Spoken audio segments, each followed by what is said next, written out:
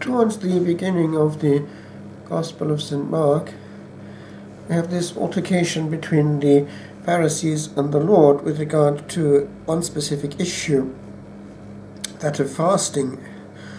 And in defending his own disciples, he indicates that the bridegroom is still with them. Therefore, there would be a spirit of joy in the air. The time would come when there would be fasting and therefore an ambit of sorrow. But he does go on to indicate that there is need for new wine and new skins. In verse 22 of the second chapter we have this quite clear indication. No one puts new wine into old wineskins. If he does, the wine will burst the skins, and the wine is lost, and so are the skins. But new wine is for fresh skins.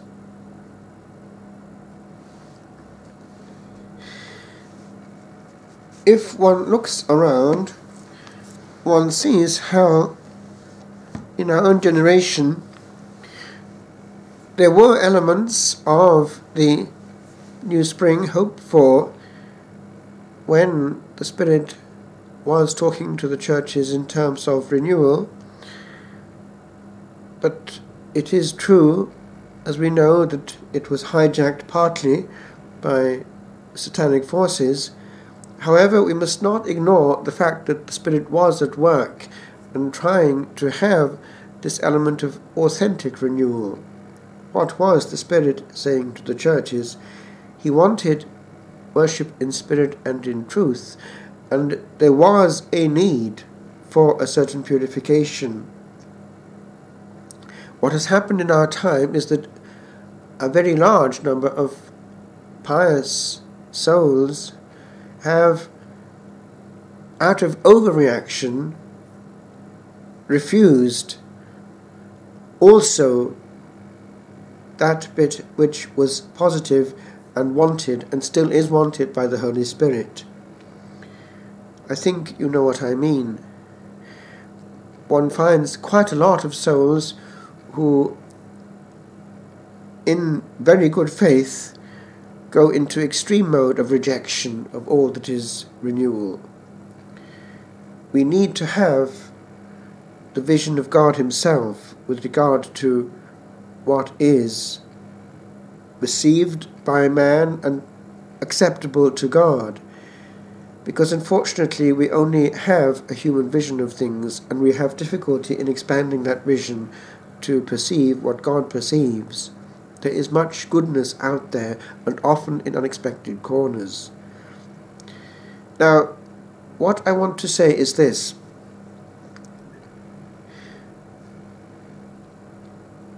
As in the case of somebody who is an expert in dealing with things of a period, whether it be in architecture, buildings, or in furniture, antiques, and things of value, or again in things of art, of music, which actually is closely linked, because they're all the expression of beauty, or again in the tone of literature and the nobility of what is classically maintained to be literature. So too in liturgy we will find that certain elements come through from the person who is able to discern. What am I saying? This element of new wine for new skins is to be maintained. But also the other part of the Lord's teaching, that the old also is good, and to try and mingle one with the other is to lose both.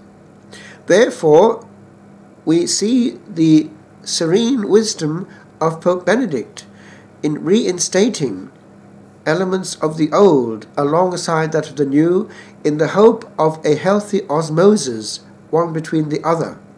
Now that goes both ways. The renewed approach to the old also needs to be there.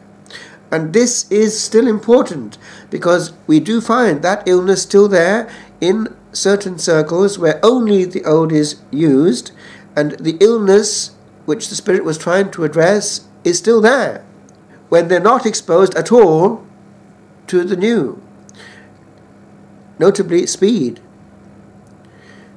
Now, the other, however, needs to be looked at. And I'm going to do it in a specific way today, going to one of the most important authors of the liturgical movement. I'll conclude at the end with the point I'm trying to make. We are looking at Romano Guardini.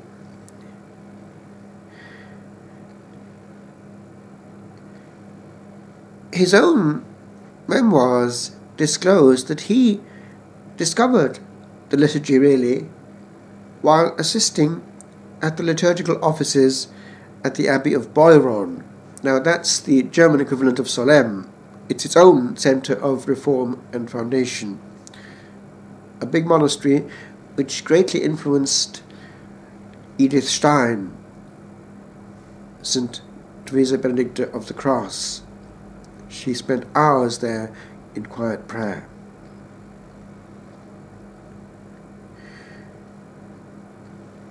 While still a student, Romano Guardini authored Vom Geist der Liturgia, the spirit of the liturgy. Does that ring a bell? A certain Joseph Ratzinger, of whom one or two of you may have heard, authored, when still a simple cardinal, the volume that has come down to us in English as The Spirit of the Liturgy. Obviously a deliberate choice. He was wanting to take up where Romano Guardini left off, that is to say, the true liturgical movement and the new liturgical movement, in a sense, which he would hope for, what has been referred to as the reform of the reform. That is to say, to listen to exactly what the Spirit was trying to say to the churches and to calmly get away from the mentality of either or, out in Latin. It's et rather, both and one should influence the other for the good of both.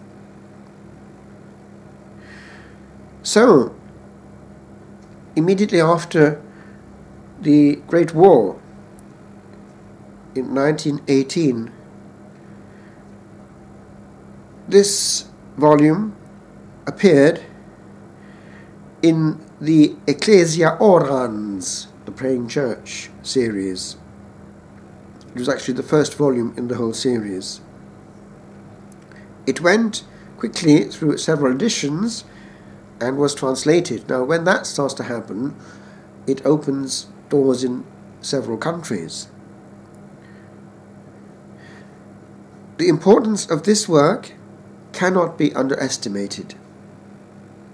Its principles underpinned much of the activity of the liturgical movement.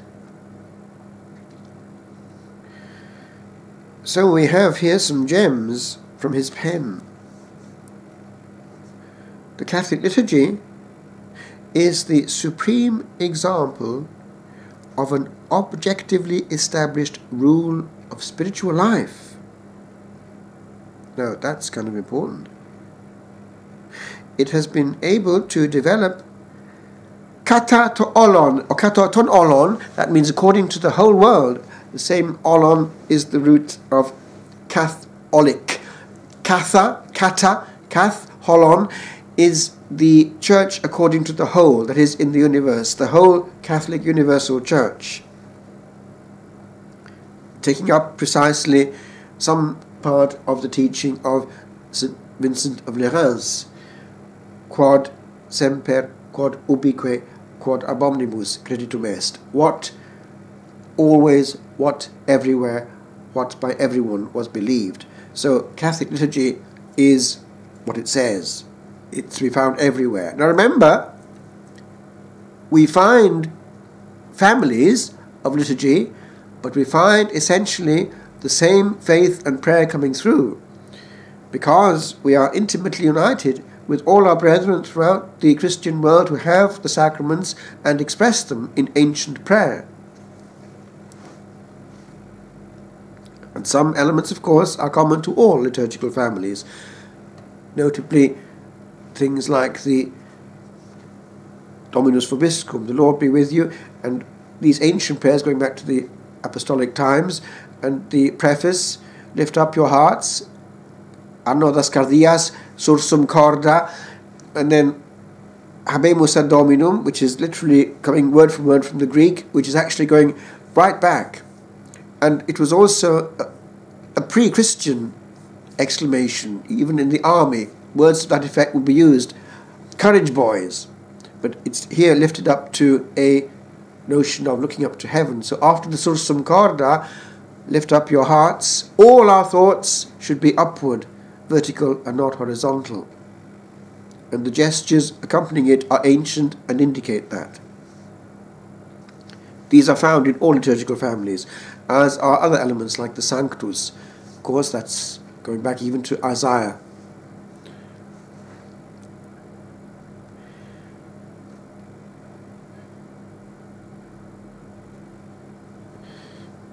It has been able, he says, to develop kata ton olon, that is to say, in every direction, and in accordance with all places, times and types of human culture. Therefore, it will be the best teacher of the via ordinaria, the ordinary way.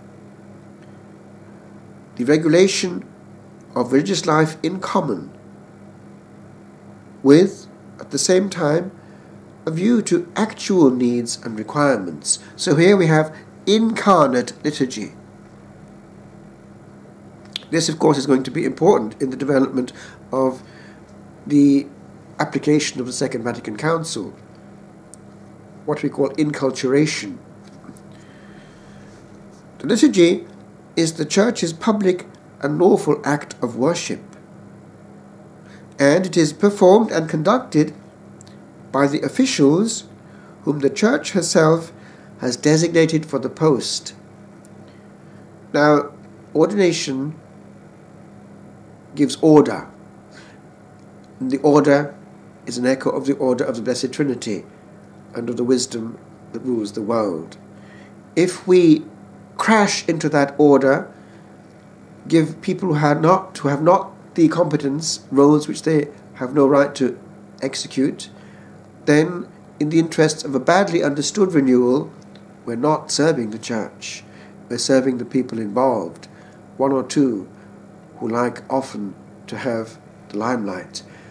But we disappear in true liturgy.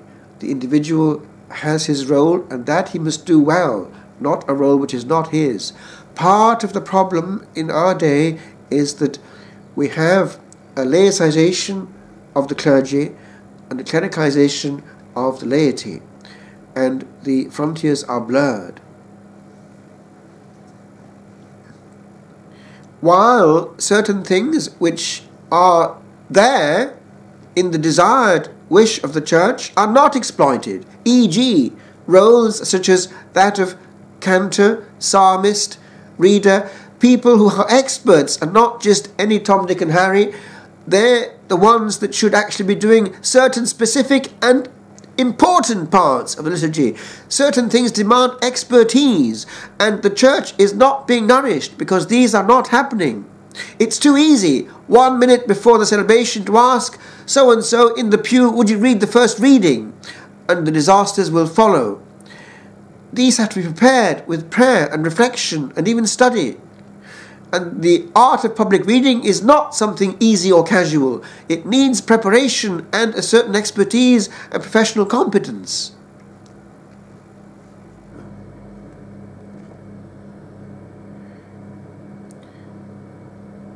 Therefore, this liturgy will be the best teacher.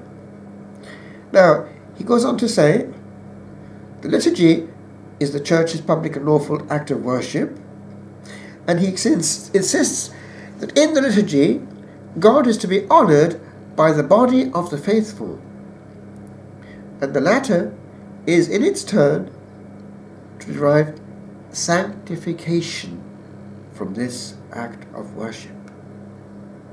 Now, sanctification is of a mystical order. A round of applause is not. It is important that this objective nature of the liturgy should be fully understood. Now, notice this, objective nature of the liturgy. To hijack the liturgy and to use the slot of public attention to divert the mode and mood of the assembly to something purely banal and humoristic is actually a sacrilege if taken to extremes. Here, the Catholic conception of worship in common sharply differs from the Protestant, which is predominantly individualistic.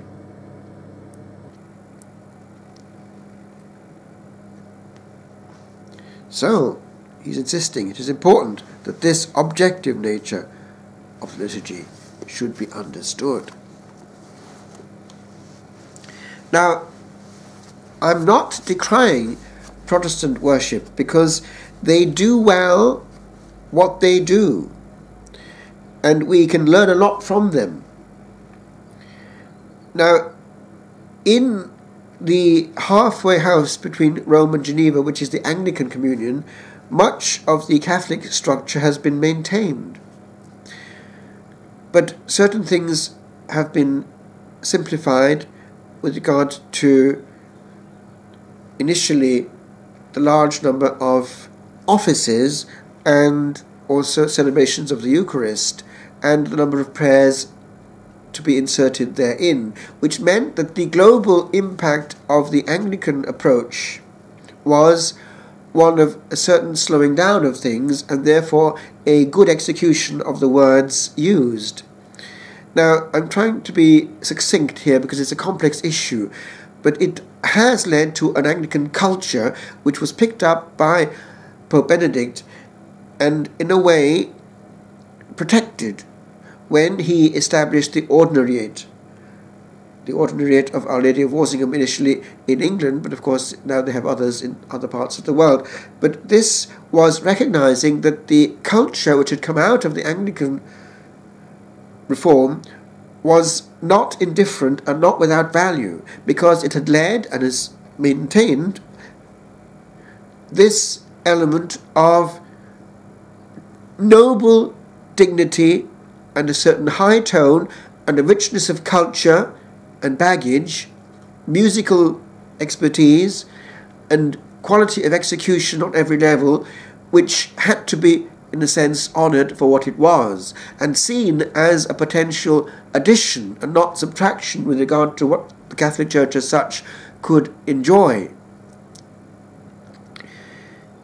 We must remember that the whole ambit of Oxford and Cambridge is very Anglican in ancient history, and so there is there a high intellectual and aesthetic mode coming in. So this is all the respect that this had as a bulldozer to command, and it was protected by Pope Benedict. And even now, if one goes to a celebration in the Ordinariate, those who are now with us, but coming from the Anglican Communion, one will see that straight away. They have maintained high quality of preaching, singing and dignity, respect and worship. They maintain things which they were keen on as Anglicans, often fairly conservative in tone, facing the other way and so on, Holy Communion kneeling and great reverence, the use of incense and all that goes with it, which are precisely things which work, and if it's not broken, why fix it? Now, they also had one thing which we didn't have. It was the fact that the obligation of what was reduced to 2 offices containing the others, matins and evensong, was maintained in their own law, that every member of the clergy had to have matins and evensong, theoretically in church itself, and the bell was to be tolled. Now, that meant that the ordinary encounter of the people would be in those 2 offices, because the Eucharist was rarer in its celebration. So those were the points of contact for generations. Now remember that when it came to the Oxford movement, even Dr. Newman, John Henry Newman, was not, as an Anglican, in the habit of celebrating even every Sunday. It came in the frequent celebration with the Oxford movement and stayed there, even in non-high Anglican churches. But what they did have was precisely the use of psalms, singing, and long readings, and a sermon. So, on a Sunday morning, matins would be celebrated, would last an hour, and evensong the same. And there would be a sermon, and it would be preached in the pulpit. Now, this is all the baggage coming through, which Benedict XVI respected. It meant, therefore, that they had a very different mentality with regard to obligation. They also didn't have the mentality of satisfying that obligation by a quick celebration. Now, one curious thing in the Anglican tradition is that the Eucharist, in many parts, would have been very early in the morning, 8 o'clock. But it would be said, and without a sermon, whereas matins and evensong would be an hour long. Now, there has been an influence from the Roman Catholic Church on that situation in recent years, and there's been a panning out of things. They have been influenced by us. However, we must respect the fruits of that. It means, therefore, that for them the norm would be an hour for any act of worship on a Sunday, and that the sermon would be well prepared.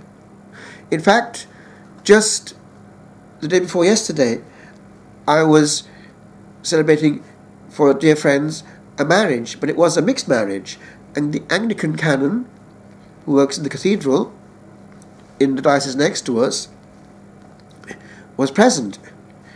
And the parish priest, the Catholic parish priest, happened to ask him casually whether he'd prepared his sermon. And he thought, well, you must have prepared your sermon by now, because he knew how much care he would take.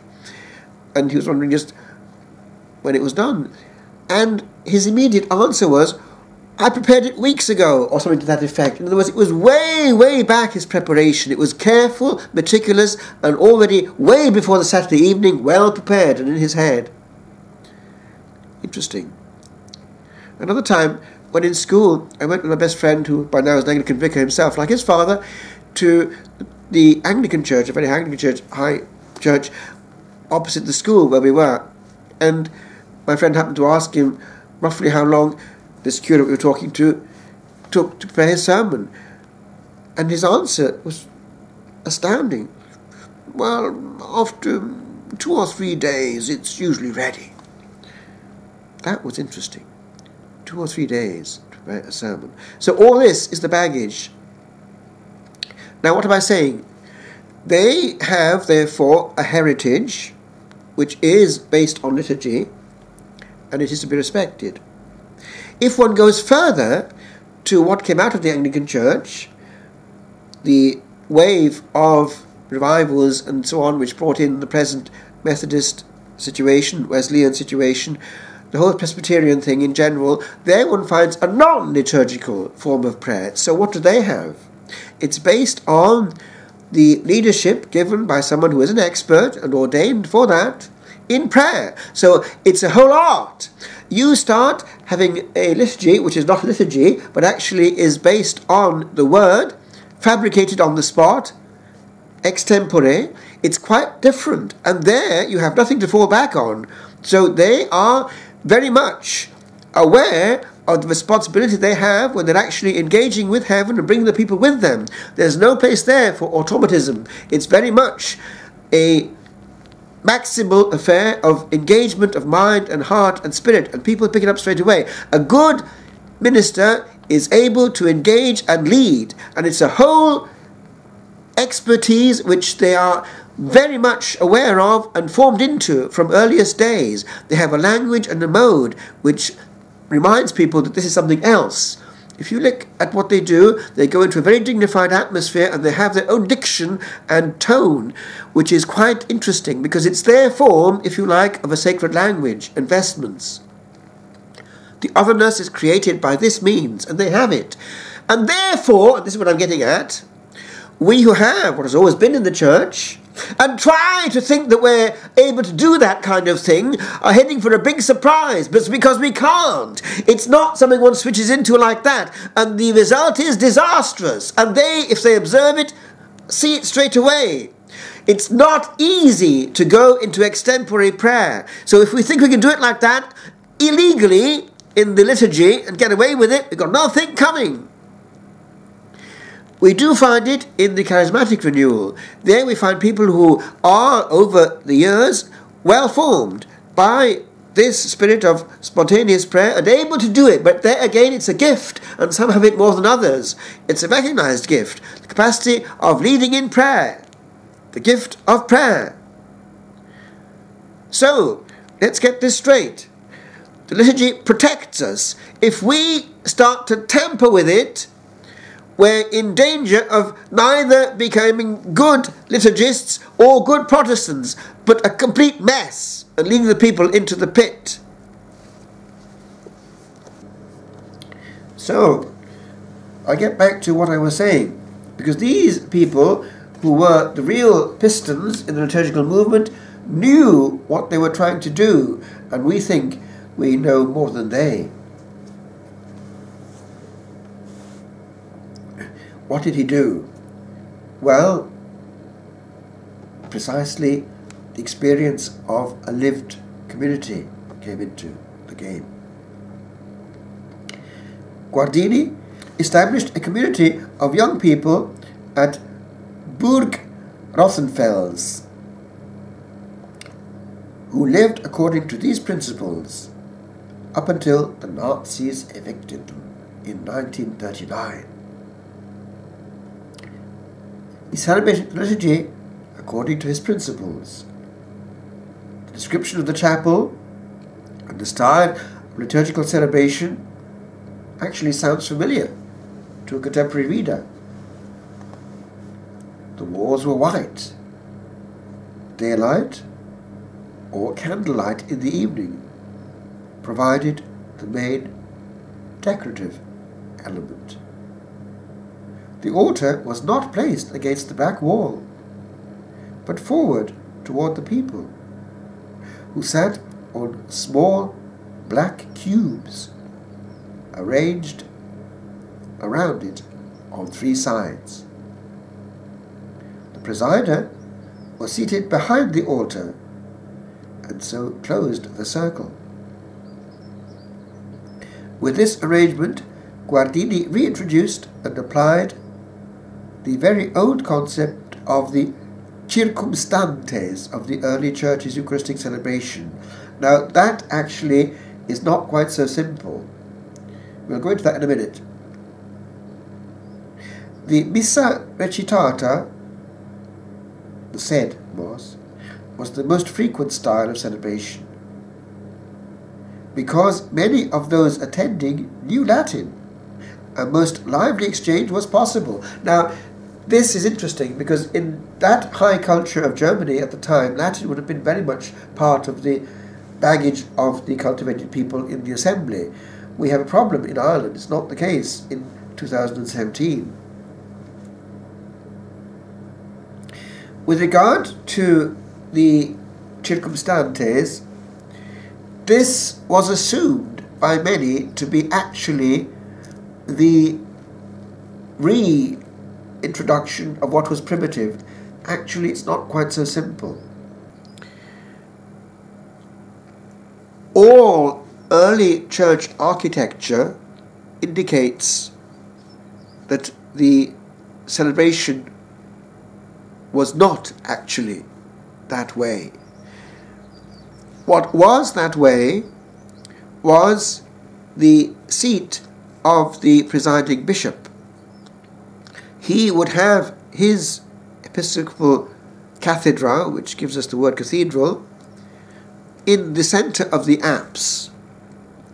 And therefore he would be there where the judge would be in a Roman basilica, because there's an influence between the two. Basilica means, of course, palace, because it's from the word basileus, which means king in Greek. The word is Greek. Now, therefore, the presumption would be based also on the ancient Roman basilicas in Rome, that because the episcopal seat was behind the altar, and only one altar there would be in the early churches, and the altar was there up, often under a baldacchino, there it was presumed that the norm in the early church was as that would suggest, that the bishop would be facing the people at that altar. Actually, no. The historic fact seems to be this, that whereas the first part of the celebration did presume contact between those presiding and the people, because the very nature of the word to be exchanged, preaching and teaching, the second part was not the same. And even though now, of course, when we celebrate in the old basilicas in Rome, the celebrant is there facing the people, and the people are facing the celebrant on the unchanged high altar, actually, what seems to have happened was that they were all, strangely enough, facing the east, wherever that was. So, these churches allowed the celebrant to face the east. Therefore, these Roman basilicas were not typical churches in that sense. The typical church is orientated. Oriens is the east. And for centuries, churches in east and west were facing the rising sun. And therefore, the east window would be facing the rising sun. And the Eucharist was celebrated, of course, in the early morning. That was the norm. In the Roman basilicas, there was this notion of facing the sun, but the sun would be rising where the west door was. And so the people actually faced with the celebrant the rising sun. And priest and people were facing the Lord. The mental problem for us is that that is creating something which is nonsensical in our mind. That they are actually turning their back on the altar. But actually that is historically what seems to have happened. Just therefore to get this clear, there is no point in liturgical history in which people and priest were facing each other in the early church. We can see in all excavations of ancient churches going right back that the actual Eucharistic prayer was in the normal church done facing the altar, which was facing the rising sun. And the people therefore and the priest were facing the Lord together. That is fact. And it's also something which is not in any way contradictory when it comes to the reproducing of what the Lord himself did, because actually the Lord did not use a table as we know it in the same way with a seating arrangement as we would have it in a cena. It was that of the, it would seem, festive celebration which was in the culture of the time. And when it talks about reclining on the bosom of the Lord, it was made possible by the triclinium system of ancient celebration. The triclinium would be these tables in a U form, which allowed the serving person to come in. That part was opened, but the others were around, and they were on couches, not chairs as we have them. And so a certain reclining would be taking place. This is the maximum of a feast in that situation. And therefore, this way in which we try artificially to reproduce in modern terms what the Lord was doing does not actually justify the way we do it.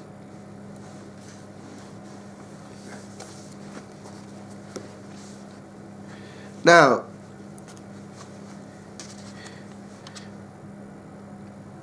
there is no evidence that Guardini altered the text of the rite. His reforms were to the style of celebration. Now remember that one thing which was untouchable, and actually still in the mind of the Council Fathers themselves, was the venerable Roman canon, because it goes back to the early church. However, did such reforms of style themselves fail to respect the organic whole of the rite, which includes style and gesture as well as text? Well, experts would argue about this. Conrad Pepler has this to say. He took issue with the spirit of the liturgy, in which it sometimes seems that the universal hieratic, that's the root of hierefs, priest and holy, and restrained ethos of the Roman rite is to be adapted to modern man, rather than modern man, for his welfare, to it. Man should be more ready to learn the language of the liturgy, rather than expect the liturgy to learn his language. So that's his comment. This highlights a key assumption underlying the study of the principles of liturgical reform. The liturgy, in which the liturgical movement sought to bring about greater participation, assumed a Christian culture. Now this is actually a real problem, a central problem in our time. We're handling now the celebration of liturgy by people who are not bathed in the same Christian culture.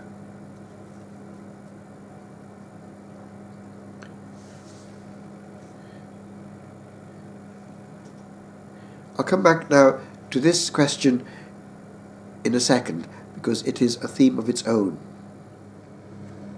Culture impacts on liturgy.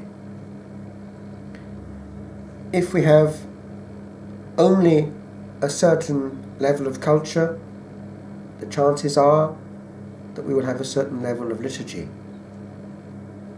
The tip of the iceberg would be the choice of hymns and the quality thereof. Now, with regard to this, liturgy is actually operating on two levels. It represents the point at which the generations encounter each other, past, present and future. When we sing the hymns that have echoed in the memory cells and hearts of those who have gone before us, it is one thing, especially when those are dense with meaning and beauty. when we let a folk group just perform for us the latest or most easily executable bit of rhythmic song that they can find, it is another. We are talking in the first case of the transmission also of culture. In the second, we are talking about an element of contemporary culture, but no one actually asks, are we adding to it?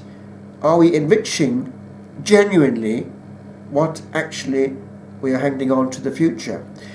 There is that there, yes, and actually there are some very, very good new compositions. The only thing is that people without culture are not good at discerning, and therefore we easily abdicate before powerful people in the parish. It's a difficult situation, because also we run up against things like hostility, not overt but subtly present. One classes people. Such and such is square, trad, and all the rest of it. But actually that person might just be aware, much more aware of certain things than those who are in the driving seat. And the parish priest quite often, rather than create any kind of fuss, will let it happen. He'll delegate and not correct. And therefore people in control in the place where the music happens are given free rein. And often they creep bit by bit from the tribune up the top to actually the sanctuary itself, which is not liturgical. The word in some cultures there on the continent for the place where the celebration happens is the presbyterium, according to the language of the country, but based on that word, which is Latin stroke Greek. Because presbyterium is Latin, but it's based on the Greek presbyterion, because presbyter is an elder in Greek. And of course it comes into English as priest, it's the same word. Also it comes into German.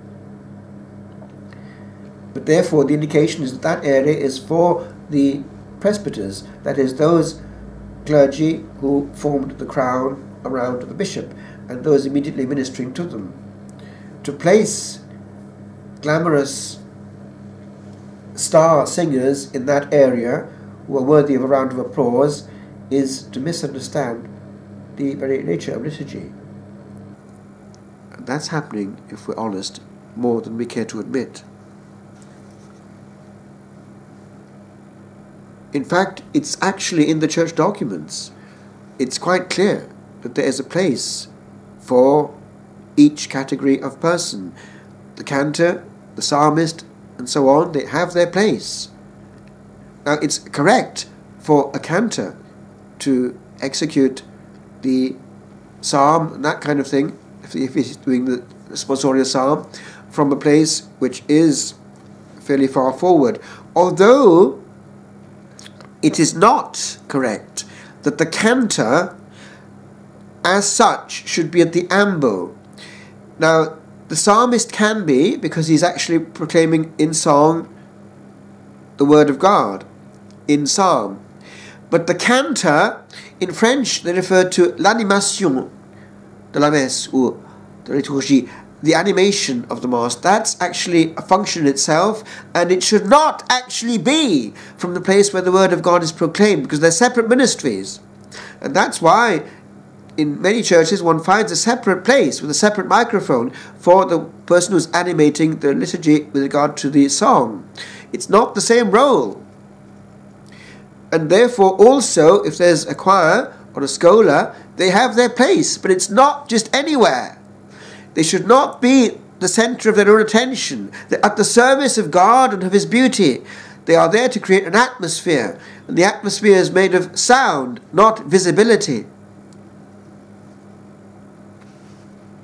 And no one now has the courage to break, to stop, to in any way make difficult this reaction that is expected, that everyone applauds the choir. That is actual liturgical nonsense. It would be enough for somebody in authority to say there is no need to applaud people at this celebration. We're honouring Jesus Christ, the High King. We give him praise, and the praise that he wants is silence and interiority and beauty in the form of song that we can also do. We can sing ourselves, and we don't appreciate ourselves and applaud ourselves. If we're really praying, we're actually singing with all our heart, and that's the praise that Christ wants, not a round of applause for the performance, because that's a different ambit. We're not there for a concert. I remember one time in a huge, massive charismatic event in France in the 80s at Ars. There were about 7,000 of us in the Basilica in Ars, and there were miracles happening one after the other.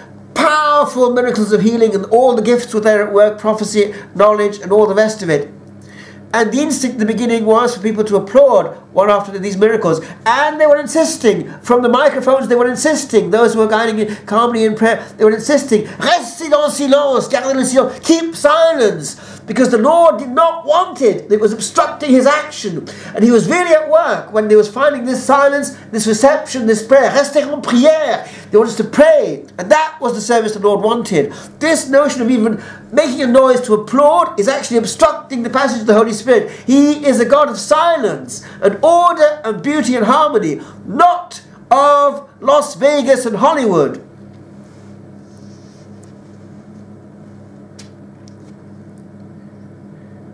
So, the way in which Guardini did actually, although respecting the text, start to alter the gestures was indicative of what was going to happen. However, it was thought out. And much was happening in the liturgical movement way before the Second Vatican Council in certain places of expertise, in crypts of Benedictine monasteries and so on, Mont César and these places around, where experts were reuniting to study well what could be done. But essentially, all these experiments and innovations, which in the end were going to have an effect on the liturgical movement and the renewal itself, were always, essentially, in the first instance, not aiming at completely breaking and remaking, but at fundamentally reorientating the dynamics in such a way that participation was what it was called. The people were praying the liturgy and not praying at the liturgy, their own thing. And that was always the bottom line of the liturgical movement. I just conclude with one little point. It's this. I mentioned that Joseph Ratzinger took up the title of the seminal work of Romano Guardini, The Spirit of the Liturgy, in his very important work before he was Pope. The hint was there, but he was criticized by one or two in his writings and applications for meddling in a sphere in which he was not competent, for he was not actually, as such, a liturgist. And in his calm German mode of answer, he just quietly put it this way: liturgy is far too important to be entrusted to experts.